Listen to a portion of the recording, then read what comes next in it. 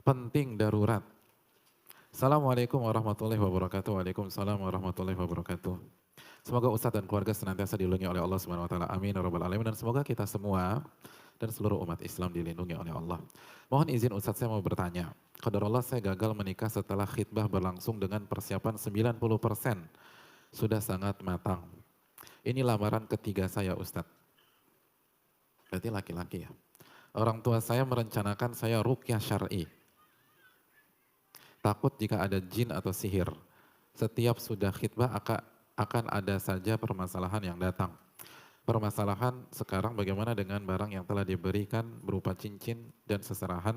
Mohon nasihatnya Ustadz, dan bagaimana hukumnya, apa harus dikembalikan cincin yang beliau berikan ternyata setengah mahar yang beliau rencanakan kasih di akad nantinya.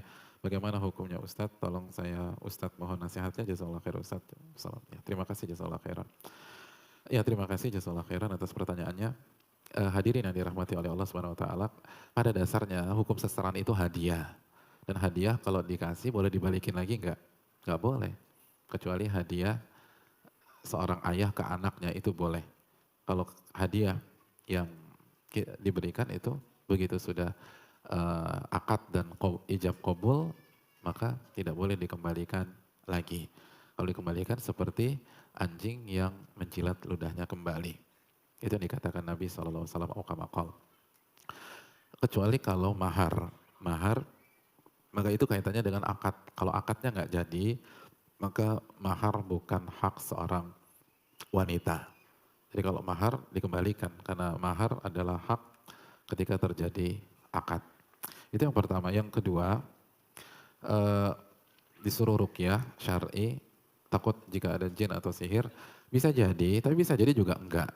Dan ruqyah syar'i tidak harus dengan cara-cara khusus, karena kita sendiri bisa meruqyah diri kita masing-masing. Dan ruqyah terbaik adalah ruqyah yang dilakukan diri kita sendiri secara kontinu.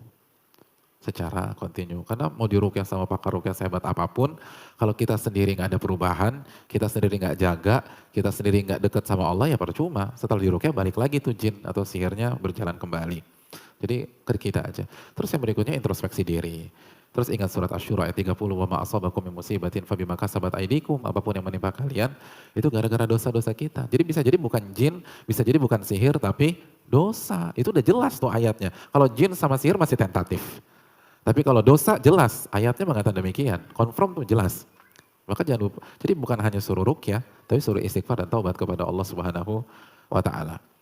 Terus hadirin yang dirahmati oleh Allah Subhanahu wa taala, selama kita sudah berusaha bertakwa, terus jujur ketika proses. Terus yang ketiga, menjaga diri dari hal yang haram. Terus yang keempat, selalu doa, terus minta, lalu istikharah. Dan ternyata tidak jadi, walaupun sudah 99,99999%, maka bersyukurlah kepada Allah, karena itu jawabannya. Itu jawaban dari istikharah kita. Kan ketika kita istikharah kita minta apa? Wa in kunta ta'lam anna hadzal amra syarrun li fi dini wa ma'ashi wa aqibati amri ajili amri wa ajili fasrifu anni wasrifni anhu waqdur liyal khaira haitsu kantu ma'ardini bih. Ya Allah, jika engkau mengetahui dan engkau maha mengetahui ini buruk buat saya, fasrifu anni, jauhkan dia dari saya, wasrifni anhu, dan jauhkan saya dari dia, palingkan dia dari saya dan palingkan saya dari dia. Kan kita minta, kalau buruk palingkan dia dari saya dan palingkan saya dari dia. Yang minta dipalingkan siapa? Hadirin, yang minta dipalingkan siapa? Kita. Terus begitu Allah gagalkan, kenapa kita yang stres? Kan kita yang minta.